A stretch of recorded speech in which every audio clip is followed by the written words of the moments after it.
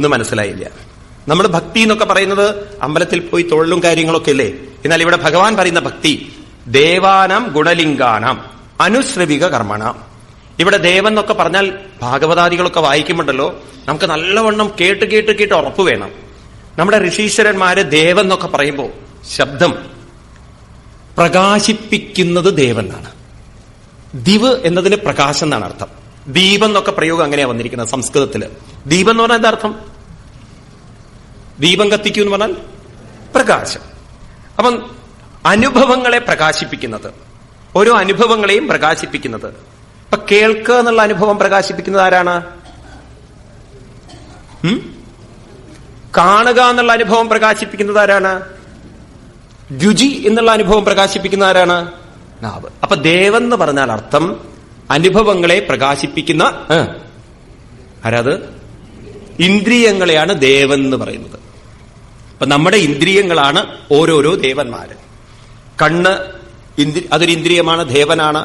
അതുകൊണ്ട് വേദങ്ങളൊക്കെ നോക്കിക്കഴിഞ്ഞാൽ നിങ്ങൾക്ക് കാണാം, ചക്ഷോ സൂര്യോ അജായതാം മുഖാദിന്ദ്രശ്ചാഗ്നിശ്ച പ്രാണാൽ വായുരജായതാം. വായുദേവൻ എവിടെ ഇരിക്കണോ? പ്രാണനിലിരിക്കുന്നു. കണ്ണിൽ സൂര്യചന്ദ്രന്മാരിയ്ക്കുന്നു. മുഖത്ത് ഇന്ദ്രൻ ഇരിക്കുന്നു. ഇപ്രകാരമൊക്കെ ഇന്ദ്രന്റെയും മറ്റു സ്ഥാനം വെച്ചിരിക്കുന്നത് ആകാശത്തിലല്ല. എവിടെയാണ്? ഞാൻ പറയുന്നത് പുരുഷ സൂക്തം എന്ന് പറയുന്ന സൂക്തത്തിലെ മന്ത്രങ്ങളാണ്, വേദമന്ത്രമാണ്. അപ്പൊ നമ്മുടെ ശരീരത്തിലുള്ള അംഗങ്ങളിൽ തന്നെയാണ് ഈ ദേവന്മാർക്കൊക്കെ വെച്ചിരിക്കുന്നതെങ്കിൽ ഇന്ദ്രിയങ്ങളെയാണ് ദേവൻ എന്ന് പറയുന്നത്. ആ ദേവന്മാര് ഗുണലിംഗാനാം അനുശ്രവിക കർമ്മണം. ഈ ഇന്ദ്രിയങ്ങളൊക്കെ ഗുണങ്ങളിൽ ചേർന്നുകൊണ്ട്, ഓരോരോ അനുഭവങ്ങളിൽ ചേർന്നുകൊണ്ട്, അനുശ്രവിക കർമ്മണം ഓരോരോ കർമ്മങ്ങളിൽ വ്യാപൃതരായിക്കൊണ്ട് അതിന്റെ പ്രവൃത്തികളൊക്കെ ചെയ്യുന്നു. ഇന്ദ്രിയങ്ങൾ ഓരോരോ കാണുക, കേൾക്കുക എന്നുള്ള കാര്യങ്ങളൊക്കെ ചെയ്യുന്നു. എപ്പോ നമ്മുടെ മനസ്സ് ഈ ഇന്ദ്രിയങ്ങളൊക്കെ കാണുന്ന കാഴ്ചകളുണ്ടല്ലോ, സത്വ ഏവൈക മനസ്സോ വൃത്തി സ്വാഭാവികീത്വയാം.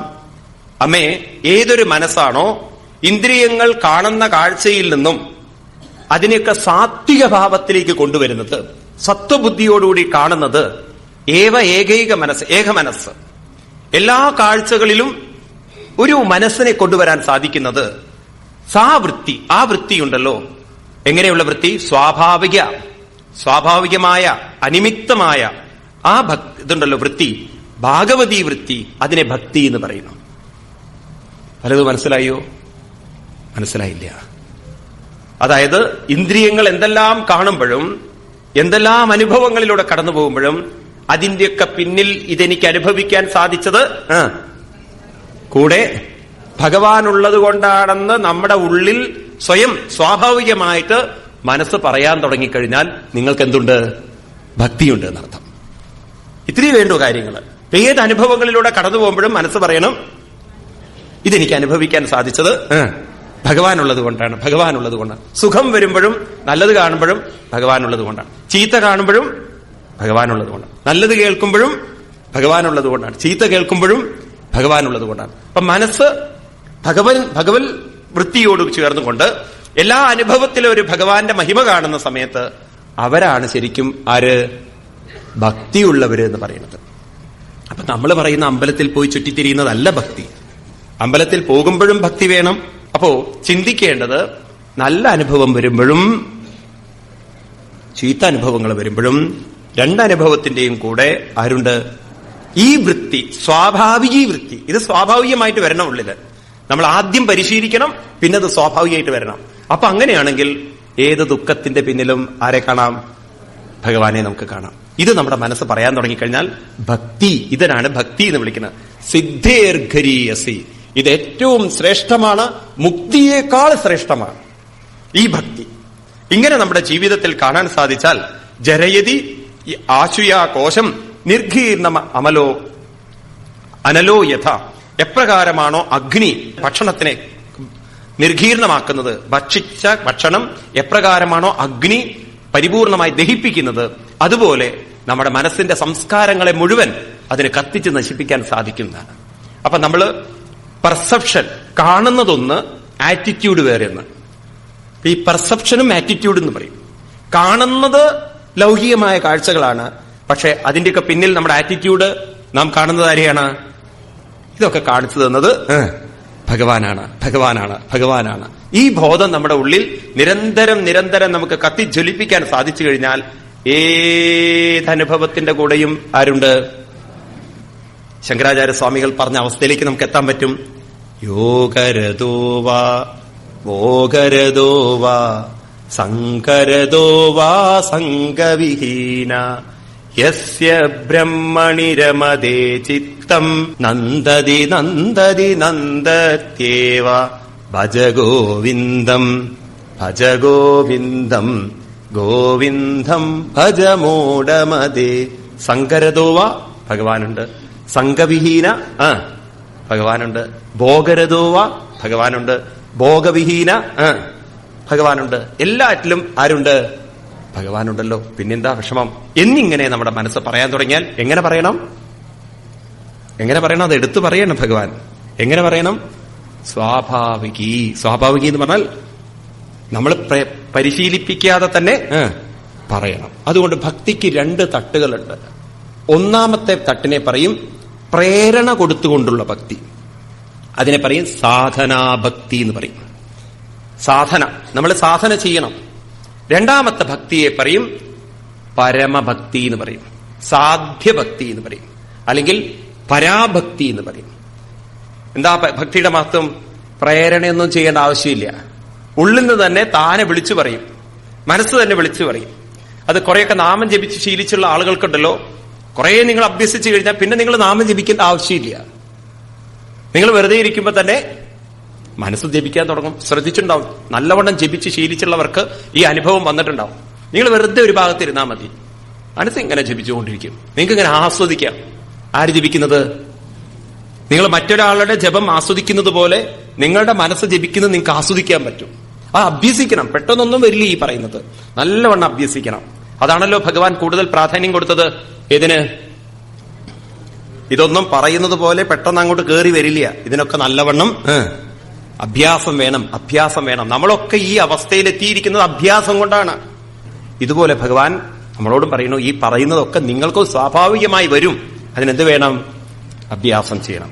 ഇപ്രകാരം പറഞ്ഞപ്പോ പുത്രൻ അമ്മയോട് പറയണം, അതുകൊണ്ട് അമ്മേ ന കർഹിജിൽ മൽപരാശാന്തരൂപേ നക്ഷന്തിനോ നിമിഷാലേടിഹേതി യേഷാമഹം പ്രിയ ആത്മാസുതശ്ച സഖാ ഗുരു സുഗതോ ദൈവമിഷ്ടം ന കർഹിജിൽ പരാശാന്തരൂപേ നക്ഷന്തിനോ അനിമിഷോ ലേടിഹേതി യേഷാമഹം പ്രിയ ആത്മാസുതശ്ച സഖാ ഗുരു സുഹൃതോ ദൈവമിഷ്ടം. അമ്മേ, എന്നെ ഭജിച്ചുകൊണ്ട് ആരുടെ മനസ്സാണോ ശാന്തതയിലേക്ക് നയിക്കുന്നത്, ക്രമേണ ക്രമേണ അവരുടെ മനസ്സ് എന്നിലേക്ക് ഉറപ്പിക്കുന്നത്, അവർക്ക് കാലം അവരെ ഒരിക്കലും ആ നിമിഷോ ലേഡിഹേതി, ഒരു ലേഡിയും അവരെ ഉപദ്രവിക്കില്ലാണ്. ലേഡി എന്ന് പറഞ്ഞാൽ ഇവിടെ അർത്ഥം, ഇവിടെ സംസ്കൃതത്തിൽ കാലം അവരെ ഒരിക്കലും എന്ത് ചെയ്യില്ല, വേദനിപ്പിക്കില്ല. ലേഡി എന്ന് പറഞ്ഞാൽ വേദനിപ്പിക്കില്ല, കാലം അവരെ ഉപദ്രവിക്കില്ല. കാരണം അവരെ സംബന്ധിച്ച് അഹം പ്രിയ, ഞാൻ അവർക്ക് പ്രിയനായിരിക്കും. അഹം ആത്മാ, ഞാൻ അവരുടെ ആത്മാവായിരിക്കും. അഹം സുധ, ഞാൻ അവരുടെ പുത്രനായിരിക്കും. അഹം സഖ, ഞാൻ അവരുടെ സഖാവായിരിക്കും. അഹം ഗുരു, ഞാൻ അവരുടെ ഗുരുവായിരിക്കും. അഹം സുഹൃതോ, ഞാൻ അവരുടെ സുഹൃത്തായിരിക്കും. ഞാൻ അവരുടെ എല്ലാമായിരിക്കും. അപ്പൊ ഭഗവാനിലേക്ക് നമ്മുടെ മനസ്സ് തിരിക്കും തോറും നമ്മുടെ ഗുരുവായി, നമ്മുടെ പുത്രനായി, നമ്മുടെ ഭർത്താവായി, നമ്മുടെ അച്ഛനായി, അമ്മയായി, പ്രിയനായി, എല്ലാമായി ആര് വരും? ഭഗവാൻ കൊണ്ടുണ്ട്. ഭഗവാൻ പറയുന്നു, പിന്നെ കാലത്തിന് അവരെ പരീക്ഷണം ചെയ്യാൻ സാധ്യമല്ല. ഇത് കേട്ടപ്പോ അമ്മ ചോദിക്കുകയാണ്, ഉണ്ണി, ഇങ്ങനെ ഒരു മനസ്സിനെ അങ്ങയിലേക്ക് കൊണ്ടുവരണമല്ലോ, അതിന് അങ്ങ് ഏത് രൂപത്തിൽ എന്റെ ഉള്ളിലിരിക്കണോ? അങ്ങ് പറഞ്ഞു ചൈതന്യ രൂപം എന്ന്, പക്ഷെ അതെങ്ങനെയൊക്കെയാണെന്നുള്ളത് എനിക്കൊന്ന് മനസ്സിലാക്കി തരൂ എന്ന് പറഞ്ഞപ്പോ ആ അമ്മയ്ക്ക് പറഞ്ഞു കൊടുക്കുന്ന ഭാഗമാണ്, അതിഗംഭീരമായ ഭാഗമാണ് സാംഖ്യയോഗം. അഭിമാനൊത്തൈ കാമലോപാധിപന്മലൈ വീതം യഥാ മനഃശുദ്ധം അദുഃഖം അസുഖം സമം. അമ്മേ, മനസ്സിന്റെ അഭിമാനം, അതുപോലെ കാമ ലോഭാദി മലങ്ങള്, ഇതൊക്കെ മനസ്സിൽ നിന്ന് പോയിട്ട് അമ്മയുടെ മനസ്സ് ശുദ്ധമാവും, എല്ലാ ദുഃഖത്തിൽ നിന്നും മുക്തമാവും. അമ്മയുടെ മനസ്സ് സുഖത്തിലും ദുഃഖത്തിലും സമമാവും. അതിനെന്ത് വേണം? തഥാ പുരുഷമാത്മാനം കേവലം പ്രകൃതി പരം നിരന്തരം സ്വയം ചോദി അണിമാനമഖണ്ഡിതം. അമ്മേ, മനസ്സിന്റെ ശ്രദ്ധ ആരിലേക്ക് തിരിക്കണം? പുരുഷനിലേക്ക്. ഏത് പുരുഷൻ? പുരുഷൻ എന്ന് പറഞ്ഞാൽ ആണ് എന്നല്ല അർത്ഥം. ഞാൻ പറഞ്ഞു, പുരി ശയനാൽ പുരുഷ, പുരിയിൽ ശയിക്കുന്നവൻ പുരുഷൻ. ഏത് പുരിയില്? ഒറീസയിലുള്ള പുരിയല്ല, പൂരിയല്ല. ഏതാണ്? ഈ ശരീരമാകുന്ന പുരിയിൽ വസിക്കുന്ന ശയിക്കുന്ന ചൈതന്യത്തെയാണ് പുരുഷൻ. ആത്മാനം സ്വയം ജ്യോതി. സ്വയം ജ്യോതി എന്ന് പറഞ്ഞാൽ അർത്ഥം സ്വയം ജ്യോതി, പ്രകാശം, അതായത് ചൈതന്യം. എപ്പോഴും ചൈതന്യമായിരിക്കുന്ന അണിമാനം അഖണ്ഡിതം, ഒരിക്കലും ഖണ്ഡമില്ലാത്ത, ജനിച്ച അന്ന് മുതൽ ഈ നിമിഷം വരെ ഖണ്ഡനമില്ലാത്തൊരു പരമസത്യം. ആ പരമസത്യത്തിലേക്ക് മനസ്സിനെ ഉയർത്തണം. എങ്ങനെ സാധിക്കും പുത്ര? ജ്ഞാനവൈരാഗ്യയുക്തേന ഭക്തിയുക്തേന ചാത്മനാം പരിപശ്യതി ഉദാസീനം പ്രകൃതിം ചഹദോചസം. അതിനമ്മേ 3 സമ്പത്തുകൾ വേണം. മനസ്സിനെ ഉയർത്തണമെങ്കിൽ ജ്ഞാനം വേണം, വൈരാഗ്യം വേണം, ഭക്തി വേണം. ഈ സമ്പത്ത് കൊണ്ട് അമ്മയുടെ മനസ്സിനെ ആരിലേക്ക് തിരിക്കാൻ പറ്റും? ഭഗവാനിലേക്ക് തിരിക്കാൻ സാധിക്കും. അപ്രകാരം പറഞ്ഞു കൊടുത്തിട്ട് പറഞ്ഞു, ഈ ഭക്തി ആർക്കുണ്ടോ? ന യുധ്യമാനയാ ഭക്തിയാം ഭഗവതി അഖിലാത്മനി സദൃശോസ്തി ശിവപ്പന്താം യോഗിനാം ബ്രഹ്മസിദ്ധേ. ന യുധ്യമാനയാ ഭക്തിയാം, ഇപ്രകാരം യോജിപ്പിക്കാൻ സാധിക്കുന്ന ഭക്തി കൊണ്ട് ഭഗവതി അഖിലാത്മനി, ഭഗവാനിലേക്ക് യോജിപ്പിക്കാൻ സാധിക്കുന്ന ഭക്തിയുണ്ടെങ്കിൽ യോഗിനാം ബ്രഹ്മസിദ്ധയേ, അവർക്ക് ബ്രഹ്മസിദ്ധി, ഈശ്വര സായുജ്യം, ആത്മസാക്ഷാത്കാരം ഇവിടെ തന്നെ നേടിയെടുക്കാൻ സാധിക്കും. ഇന്ന സദൃശോസ്തി ശിവപ്പന്ത, ഇതിനേക്കാളും എളുപ്പമായ മാർഗം വേറെ എനിക്ക് കാണാനില്ല അമ്മേ. അതുകൊണ്ട് അമ്മയ്ക്ക് ഇത് വളരെ എളുപ്പം സാധിക്കും. അമ്മയുടെ മനസ്സിനെ ഉയർത്താൻ സാധിക്കും. അമ്മ ചെയ്യേണ്ടത് മയി അനന്യേന ഭാവേന ഭക്തിം കുർവന്തിയേ ദൃഢം മൽകൃതേ തെക്തകർമാണ തെക്തസ്വജന ബാന്ധവാം. അമ്മയുടെ മനസ്സ് അനന്യഭാവേന ഭക്തിം കുർവന്തി ദൃഢമായി അനന്യഭാവത്തോടുകൂടി എന്നിലേക്ക് മനസ്സുറപ്പിക്കണം. ഭാഗവതത്തിൽ ആവർത്തിച്ചു വരുന്ന ഒരു പ്രയോഗമാണ് അനന്യം അനന്യം അനന്യെന്ന്. നമ്മുടെ മനസ്സ് നമ്മൾ അത്രയും ഉയർത്തിയിരിക്കണം. ഭഗവാനും നമ്മളും തമ്മിലുള്ള ബന്ധം അന്യബന്ധമാവരുത്. നമ്മളും ഭഗവാനും തമ്മിലുള്ള ബന്ധം ഭാരതീയ ഋഷീശ്വരന്മാർ ഉറപ്പിക്കുന്ന ഒരു വാക്കാണ് അനന്യം എന്ന്. അനന്യം എന്ന് പറഞ്ഞ ശബ്ദത്തിനർത്ഥം, അന്യം എന്ന് പറഞ്ഞാൽ അർത്ഥം നിങ്ങൾ എനിക്ക് അന്യരാണെന്ന് പറഞ്ഞാൽ വേറെ വേറെയാണ്. എന്നാൽ നമ്മൾ ശ്വസിക്കുന്ന വായു ഒന്നാണല്ലോ, ശ്വസിക്കുന്ന വായു ഒന്നാണ്. നമ്മൾ ആ തലത്തിൽ നോക്കിയാൽ നമ്മൾ അനന്യരാണെന്ന് പറഞ്ഞാൽ എന്താർത്ഥം? വായു പറയാണ്, ഓക്സിജൻ പറയാണ്, ഇവിടെയുള്ള എല്ലാവരും എനിക്ക് അനന്യരാണ് എന്ന് പറഞ്ഞാൽ എന്താർത്ഥം? എന്നിൽ നിന്ന് അന്യരായി ആരുമില്ല എന്ന് വെച്ചാൽ എന്താർത്ഥം? എന്നിൽ നിന്ന് വിട്ട് ഒരുത്തനും ഇവിടെ നിലനിൽക്കാൻ സാധ്യമല്ല. ഓക്സിജൻ പറയുന്നത് പോലെ, വായു പറയുന്നത് പോലെ ഭഗവാൻ പറയാണ് എല്ലാവരും എനിക്ക് അനന്യരാണെന്ന് പറഞ്ഞാൽ ഭഗവാനെ വിട്ട് ഒരാൾക്കും ഇവിടെ നിലനിൽക്കാൻ സാധ്യമല്ല. അപ്പൊ ഭഗവാനിൽ നിന്ന് നമ്മൾ അന്യരല്ലെങ്കിൽ നമുക്ക് ഭഗവാനും അന്യനാവാൻ പാടില്ല. നമ്മൾ അമ്പലത്തിലൊക്കെ പോയി ഉണ്ടല്ലോ, ചിലർ ഉറപ്പിച്ചു കളയുന്നത് ഇതാണ്, ഭഗവാൻ എന്ന് പറയുന്നത് അമ്പലത്തിൽ ഇരിക്കണമെങ്കിൽ അന്യനാണ് ഭഗവാൻ. അതാണ് ഭട്ടതിരിപ്പാട് വളരെ വിഷമത്തോടു കൂടിയിട്ട് നമ്മളോട് പറയുന്നത്, ദുർലഭ്യവസ്തും നബി സുലഭതയ ഹസ്തലബ്ധേയതന്യൽ തൻവാമാജാതിയാവാ ഭജതിപദന ക്ഷുദ്രദൈവസ്ഫുടേയം. ഭഗവാനെ നിങ്ങൾ അന്യൽ ഭജതി, അന്യനായി ഭജിക്കുന്നുവെങ്കിൽ ക്ഷുദ്രദൈവസ്ഫുടേയം, ഇത് മനസ്സിന്റെ ക്ഷുദ്രതയാണ്. ഞാൻ പറഞ്ഞത് ആവർത്തിക്കുകയാണ്. ഭഗവാൻ ഗീതയിൽ വീണ്ടും പറഞ്ഞു, അവജാനന്തി മാമൂഢ മാനുഷിം തനുമാശ്രിതം. നിങ്ങൾ എന്നെ ഒരു മനുഷ്യന്റെ തനു, മനുഷ്യരൂപത്തിൽ കണ്ട് എന്നെ ഭജിക്കുന്നുവെങ്കിൽ നിങ്ങൾ മൂഢരാണ്. കാരണം നിങ്ങൾ നിങ്ങളെ എന്നിൽ നിന്നും മാറ്റി നിർത്തുകയാണ്. എന്നാൽ ഞാനും നിങ്ങളും അല്പം പോലും വ്യത്യസ്തരല്ല. ഞാൻ നിങ്ങളുടെ അന്തരാത്മാവായി വാസ്തവത്തിൽ നിങ്ങൾക്ക് നിലനിൽപ്പ് തരുന്നത് തന്നെ ആരാണ്? ഭഗവാൻ തന്നെയാണ്. നോക്കൂ, ഈ രീതിയിൽ നിങ്ങൾ അതിനെ മനസ്സിലാക്കിയെടുക്കൂ. വായു നമ്മളോട് പറയുകയാണ്, അത് മനസ്സിലാക്കാൻ പ്രയാസമല്ലല്ലോ, പറയുന്നത് മനസ്സിലാവുണ്ടോ? അന്തരീക്ഷത്തിലുള്ള വായു നമ്മളോട് പറയുകയാണ്, എനിക്ക് ഇവിടെ ഉള്ളവരൊക്കെ അനന്യരാണ്. അത് മനസ്സിലാക്കാൻ പ്രയാസമുണ്ടോ എന്ന് പറഞ്ഞാൽ എന്താർത്ഥം? വായു ഇല്ലെങ്കിൽ ഒരാൾക്കും ഇവിടെ നിലനിൽപ്പില്ല. അതല്ലേ സത്യം? ഇതുപോലെ നമ്മൾ ആ വായുവിന്റെ സ്ഥാനത്ത് ആരെ വെക്കണം? ഭഗവാനെ വെച്ച് നോക്കൂ. അപ്പം നമുക്ക് മനസ്സിലാവും എല്ലാവരിലും നിറഞ്ഞിരിക്കുന്ന ഒരു ചൈതന്യമുള്ളത് കൊണ്ടാണ് എല്ലാവർക്കും ഇവിടെ നിലനിൽപ്പുള്ളതെങ്കിൽ നാം എല്ലാവരും അനന്യര് തന്നെയാണ്. ഭഗവാനിൽ നിന്ന് അല്പം പോലും അന്യരല്ല. അതുകൊണ്ട് നമുക്കും ഭഗവാൻ ആരായിരിക്കണം? അനന്യനായിരിക്കണം. ഭഗവാൻ ഗീതയിലൊക്കെ ഉറപ്പിക്കുന്ന പ്രയോഗം ഇതാണ്: അനന്യാശ്ചിന്തയന്തോ മാ യേ ജനാ പര്യുപാസതേ തേഷാം നിത്യാഭിയുക്താനാം യോഗക്ഷേമം വഹാമ്യഹം അനന്യ ചിന്തയന്തോ മാ. തോമസേ ആണോ? അനന്യ ചിന്തയന്തോ മാം അനന്യമായി ചിന്തിക്കണം. അപ്പം അന്യമായി ചിന്തിക്കണം എന്നല്ല പറഞ്ഞത്. എങ്ങനെ ചിന്തിക്കണം എന്ന് പറഞ്ഞത്? അനന്യമായി ചിന്തിക്കണം. അതല്ലേ ഭഗവാൻ ഇഷ്ടം. അപ്രകാരം അമ്മേ അനന്യ ഭാവേന ഭക്തിം കുറുവന്തിയേ ദൃഢം മൽകൃതേ തെക്തകർമാണ തെക്തസ്വജനബാന്ധവ. അപ്രകാരം അമ്മ എന്നെ ഭജിച്ചുകൊണ്ട് മുന്നോട്ട് പോവുകയാണെങ്കിൽ ദൃഢാം ഭക്തിം, ആ ഭക്തി കൊണ്ട് അമ്മേ കർമ്മസംസ്കാരത്തിൽ നിന്നും മനസ്സിന്റെ വേണ്ടാത്ത ചിന്തകളിൽ നിന്നും മറ്റുള്ളവരോടുള്ള ബന്ധനങ്ങളിൽ നിന്നും മനസ്സിനെ മുക്തമാക്കാൻ സാധിക്കും. അതിനെന്ത് വേണം? അമ്മയ്ക്ക് പറഞ്ഞു കൊടുക്കണോ? മൽമദാശ്രയാ കഥാമൃഷ്ടാം ശൃണ്വന്തി കഥയന്തി ചാം തപന്തി വിവിധാതാപാം നൈതാൻ മൽഗതചേതസാം.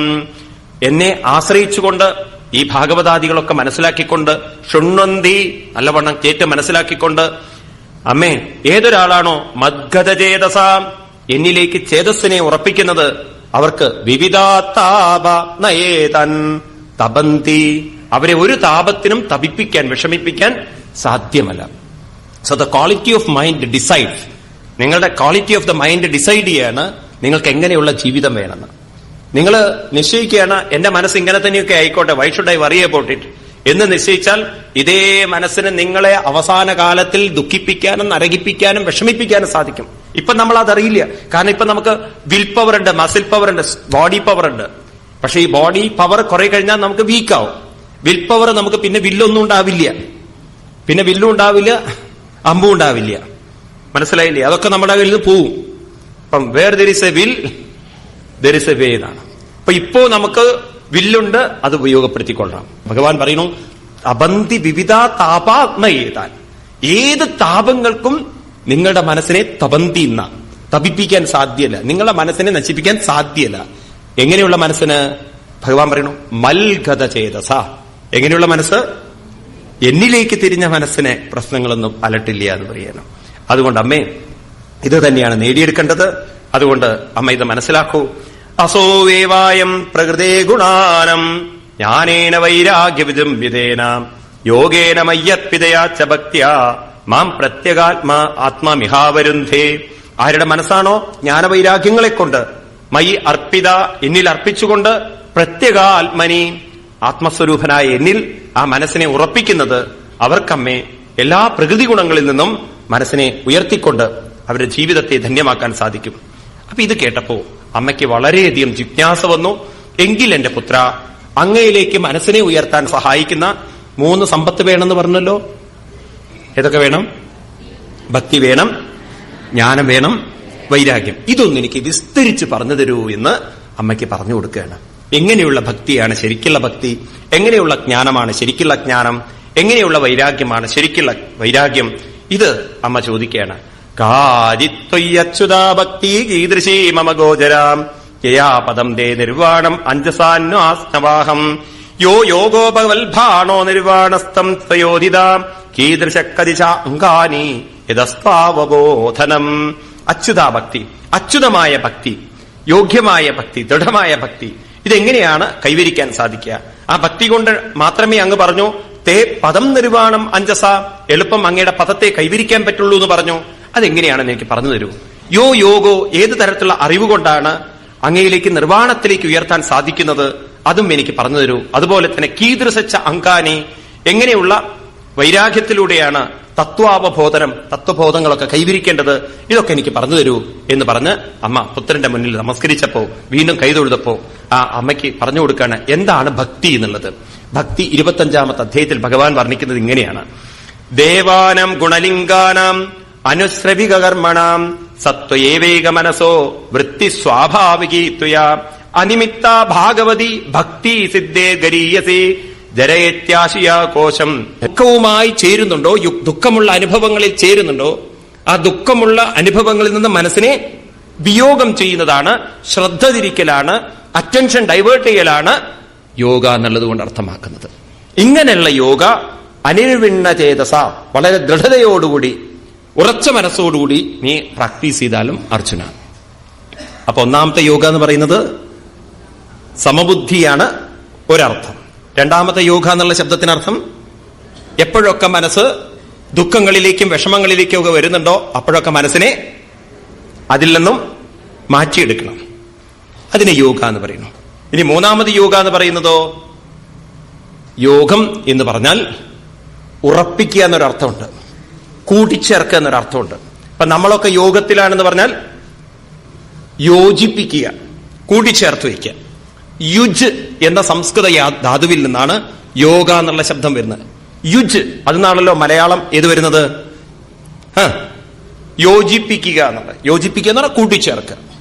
അപ്പൊ മനസ്സിനെ കൂട്ടിച്ചേർക്കണം, മനസ്സിനെ സമബുദ്ധിയിലെത്തിക്കണം, മനസ്സിനെ അറ്റൻഷൻ ഡൈവേർട്ട് ചെയ്യണം. ഇങ്ങനെ മൂന്നർത്ഥങ്ങൾ ഏതിനുണ്ട്, യോഗ എന്നുള്ള ശബ്ദത്തിനുണ്ട്. മനസ്സിലാവുന്നുണ്ടല്ലോ? സാധാരണ നമ്മൾ യോഗ എന്ന് പറയുന്നത് യോഗ ക്ലാസ്സിന് പോകണമെന്ന് പറഞ്ഞാൽ എക്സസൈസിനാണ്. അതിന് യോഗ ആസന ക്ലാസ് എന്നാണ് പറയേണ്ടത്. യോഗ ആസനങ്ങളാണത്. ശീർഷാസനം, പത്മാസനം, അങ്ങനെയല്ലേ പറയാ. യോഗ എന്ന് പറയുന്നത് ഇറ്റ്സ് നോട്ട് കൺസേൺഡ് വിത്ത് ശരീരം. യോഗ എന്ന് പറയുന്നത് ഇറ്റ്സ് റിലേറ്റഡ് ടു മൈൻഡ്, നമ്മുടെ മനസ്സുമായി ബന്ധപ്പെട്ടതാണ്. അപ്പൊ മനസ്സിന്റെ ശ്രദ്ധ തിരിക്കുക, മനസ്സിനെ ഉറപ്പിക്കുക, മനസ്സിനെ സമബുദ്ധിയിലേക്ക് എത്തിക്കുക. ഇങ്ങനെ സാധിച്ചു കഴിഞ്ഞാൽ അവരെന്ത് പ്രാക്ടീസ് ചെയ്യുന്നു, യോഗ പ്രാക്ടീസ് ചെയ്യുന്നു. അപ്പോ ഭഗവാൻ പറയുന്നു, ഇതാണ് നമ്മളെ നിശ്രേയസിലേക്ക് എത്തിക്കുന്നതെങ്കിൽ അതെങ്ങനെ അറിയാം എന്റെ മനസ്സ് ഉയരുന്നുണ്ടോ എന്നുള്ളത്? അങ്ങനെ പ്രാക്ടീസ് ചെയ്യുന്ന ഒരാൾക്ക് അത്യന്ത ഉപരതിയത്ര, അവർക്ക് ഉപരതി വരും. അവരുടെ മനസ്സിനെ അവർക്ക് ഉപരതി എന്ന് പറഞ്ഞാൽ പിന്തിരിപ്പിക്കാൻ സാധിക്കും. ഏതിൽ നിന്ന്? ദുഃഖസ്യ സുഖസ്യ. ദുഃഖം വരുമ്പോഴും സുഖം വരുമ്പോഴും അവരുടെ മനസ്സ് സമബുദ്ധിയോടുകൂടി കാണും. അതെങ്ങനെയാ സ്വാമി, ദുഃഖം വരുമ്പോഴും സുഖം വരുമ്പോഴും ഒരുപോലെ കാണുക? സ്വാമിക്ക് ഒരു ലഡു തരുന്നു, അപ്പൊ മുഖത്ത് സന്തോഷം ഉണ്ടാവും. ചെക്കടത്തൊന്ന് വെച്ച് തരുന്നു, അപ്പോൾ സന്തോഷം ഉണ്ടാവുമോ? അവിടെയാണ് നമുക്ക് വിവേകം വരേണ്ടത്. സന്തോഷം വരുമ്പോഴും നമ്മൾ ഉടനെ മനസ്സിൽ പറഞ്ഞേക്കണം, അതും ഭഗവാന്റെ പ്രസാദമാണ്. ദുഃഖം വരുമ്പോഴും എന്ത് പറയണം? പ്രസാദമാണ്. പക്ഷേ ദുഃഖം വരുമ്പോൾ നമ്മൾ അങ്ങനെ അങ്ങോട്ട് പറയില്ല. പറയോ? നിങ്ങളുടെ മകൻ ദുബായിലുണ്ടെന്ന് വിചാരിക്കുക. ആ മകൻ ദുബായിൽ നിന്ന് വരുന്ന സമയത്ത് നിങ്ങൾക്ക് എഴുതുകയാണ്, എന്തൊക്കെയാണ് അമ്മയെ വേണ്ടത് എന്ന്. ഉടനെ അമ്മ നിങ്ങൾ പറയാണ്, ഒന്നും വേണ്ട പുത്ര, എന്നാലും നമ്മുടെ ഒരു ബന്ധുവിന്റെ ഒരു കല്യാണമുണ്ട്, ഒരു നല്ലൊരു ചെയിൻ കിട്ടിയാൽ നന്നായിരുന്നു. ഒന്നും വേണ്ടെന്ന് ആദ്യം എഴുതും, എന്നാലും കിട്ടിയാൽ നന്നായിരുന്നു. അപ്പൊ മകൻ എഴുതുകയാണ്, അമ്മയ്ക്ക് നല്ലൊരു ചെയിനൊക്കെ മേടിച്ചു തരണമെന്ന് എനിക്ക് മോഹമുണ്ട്, ഞാൻ ട്രൈ ചെയ്യുന്നുണ്ട്, നോക്കാം. എന്നാലും അമ്മയ്ക്കൊരു പ്രതീക്ഷ, മകൻ കൊണ്ടുവരില്ലേ എന്നുള്ളത്. അങ്ങനെ അമ്മയുടെ അടുത്തേക്ക് പുത്രൻ വരുന്നു. കാറൊക്കെ എടുത്ത് വീട്ടിലെത്തി.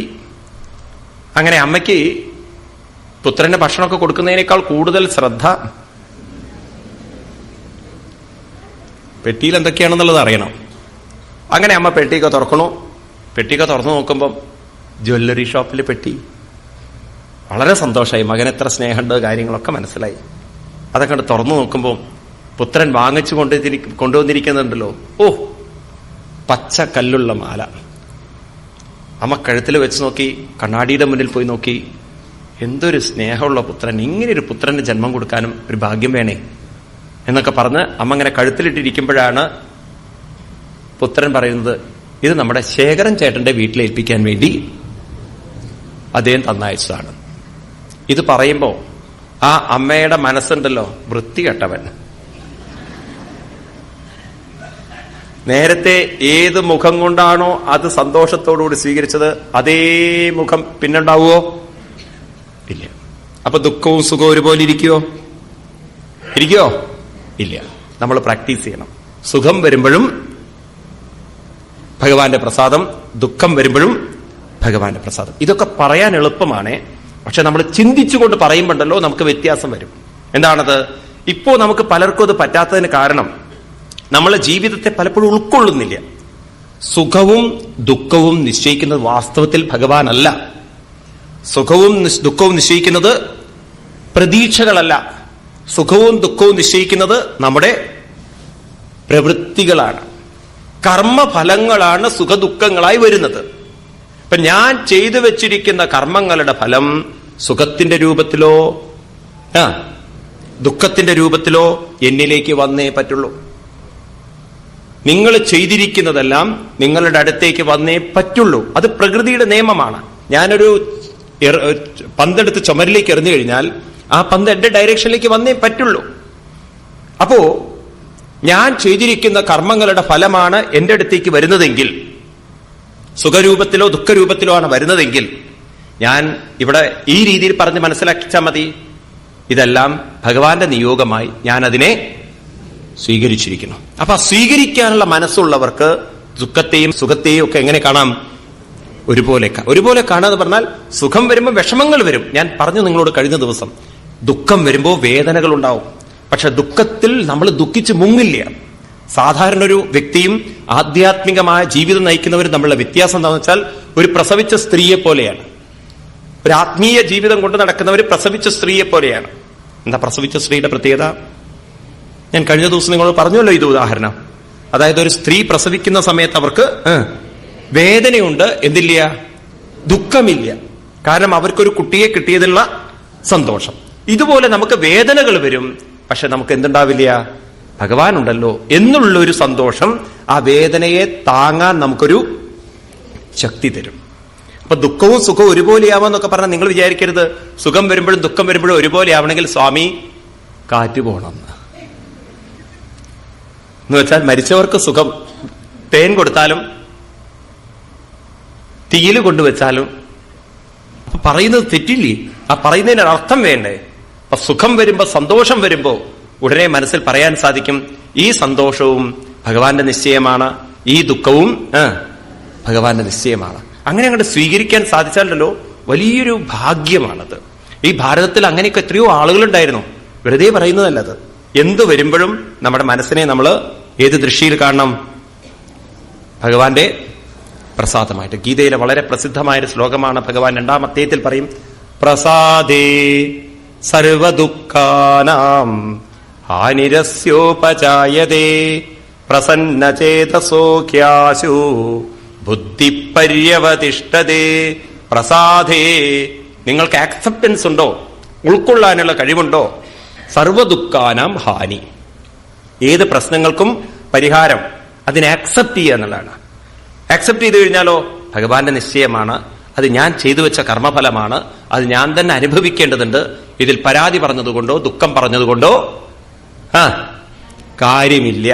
ഞാൻ ആരോടും എന്റെ വിഷമം പറഞ്ഞതുകൊണ്ട് കാര്യമില്ല. അതുകൊണ്ട് ഞാൻ ഇതിനെ ഭഗവാന്റെ പ്രസാദമായിട്ട് സ്വീകരിച്ചിരിക്കുന്നു. ഇതൊക്കെ നിങ്ങൾ പെട്ടെന്ന് പറഞ്ഞിട്ടൊന്നും മനസ്സിൽ നിന്ന് പോവില്ലേ? കുറെ കേട്ട് കേട്ട് കേട്ട് ഉറപ്പിക്കണം. കുറെ മനസ്സിനെ പരിവർത്തനം വരുത്തണം. പെട്ടെന്നൊന്നും നിങ്ങൾ ഇവിടുന്ന് പറഞ്ഞു പോവാണ് എല്ലാം ഭഗവാന്റെ പ്രസാദമായി ഞാൻ സ്വീകരിച്ചിരിക്കുന്നു, പല്ല് കടിച്ചിട്ട് പറഞ്ഞിട്ടൊന്നും കാര്യമില്ല. അത് പെട്ടെന്നൊന്നും നിങ്ങൾക്ക് പ്രസാദ ബുദ്ധിയോടുകൂടി സ്വീകരിക്കാൻ സാധിക്കില്ല. ക്രമേണ നമ്മുടെ മനസ്സിനെ പരിവർത്തനം ചെയ്തെടുക്കണം. അതിനെന്ത് വേണം? പറയുന്നു, അതിന് നമ്മുടെ ശ്രദ്ധ കൊണ്ടുവരേണ്ടത് എവിടേക്കാണ്? അടുത്ത ശ്ലോകം പറയുന്നു, ചേതഖലസ്യ ബന്ധായ മുക്തയേ ച ആത്മനോമതം ഗുണേഷു സക്തം ബന്ധായ രഥം വാ പുംസി മുക്തയേ. ഭഗവാൻ മുക്തിയെ നിർവചിക്കുകയാണ്. എന്താണ് മുക്തി? എന്താണ് ദുഃഖജീവിതം? ചേത എന്ന് പറഞ്ഞാൽ ചേതസ്. എന്താ ചേതസ് എന്ന് പറഞ്ഞാൽ? ചേതസ് എന്ന് പറഞ്ഞാൽ മനസ്സ് എന്നർത്ഥം. ചേതസ് മനസ്സ്. ഖലു തീർച്ചയായിട്ടും, ബന്ധായ നമ്മളെ ബന്ധിക്കുന്നത് മുഴുവൻ മനസ്സാണ്. അപ്പൊ നമ്മൾ ശ്രദ്ധ വെക്കേണ്ടത് ശരീരത്തിലേക്കല്ല, മനസ്സിലേക്കാണ്. നമ്മളെ ബന്ധിക്കുന്നത് മുഴുവൻ മനസ്സാണ്. ഇനിയോ നിങ്ങളെ മുക്തിയിലേക്ക് നയിക്കുന്നതും ആരാണ്? മനസ്സാണ്. അപ്പൊ മനസ്സിന് നമ്മളെ ബന്ധിക്കാനും സാധിക്കും, മനസ്സിന് നമ്മളെ മുക്തിയിലേക്ക് നയിക്കാനും സാധിക്കും. മനസ്സൊരു കീ പോലെയാണ്, താക്കോല് പോലെയാണ്. ഒരു വശത്തേക്ക് തിരിച്ചാൽ ലോക്ക് ചെയ്യാൻ പറ്റും, മറുവശത്തേക്ക് തിരിച്ചാൽ ലോക്ക് ഓൺ ചെയ്യാൻ പറ്റും. ഒരു തോണിയെ പോലെയാണ് മനസ്സ്. ഇക്കരെ നിന്ന് അക്കരയ്ക്ക് എത്തിക്കുന്നതും തോണിയാണ്, അക്കരെ നിന്ന് ഇക്കരയ്ക്ക് എത്തിക്കുന്നതും തോണിയാണ്. ഇതുപോലെ നമ്മുടെ മനസ്സിന് ബന്ധിക്കാനും സാധിക്കും, നമ്മുടെ മനസ്സിന് മുക്തമാക്കാനും സാധിക്കും. സംസാര ദുഃഖം തരാനും മനസ്സിന് സാധിക്കും, സംസാരത്തിൽ നിന്ന് ഉയർത്താനും മനസ്സിന് സാധിക്കും. അപ്പൊ ചോദിക്കുകയാണ്, ഏത് മനസ്സ് നമ്മളെ ബന്ധിക്കും, ഏത് മനസ്സ് നമ്മളെ മുക്തരാക്കും? അറിഞ്ഞിരിക്കണ്ടേ? എന്താ ചോദ്യം? ഏത് മനസ്സാണ് നമ്മളെ ബന്ധിക്കുന്നത്, ഏത് മനസ്സാണ് നമ്മളെ മുക്തരാക്കുന്നത്? ഭഗവാൻ പറയുന്നു, ഗുണേഷു സക്തം ബന്ധായ. ഏത് മനസ്സാണ് ബന്ധിക്കുന്നത്? ഗുണങ്ങളിൽ ആസക്തിയുള്ള മനസ്സ് ബന്ധിക്കും. അപ്പൊ ഗുണം എന്നുള്ള വാക്ക് അവിടെ നിൽക്കട്ടെ. അപ്പൊ ഒരു വശത്ത് ആസക്തിയുള്ള മനസ്സ് ബന്ധിക്കും. അപ്പൊ ഏത് മനസ്സ് നമ്മളെ മുക്തരാക്കും? രഥം. രഥം എന്ന് പറഞ്ഞാൽ രതി. രതീവ പുംസി മുക്തയെ. പുംസി എന്ന് പറഞ്ഞാൽ ഭഗവാൻ. ഇവിടെ പുരുഷനെയാണ് പുംസി എന്ന് പറയുന്നത്. അപ്പൊ പുരുഷൻ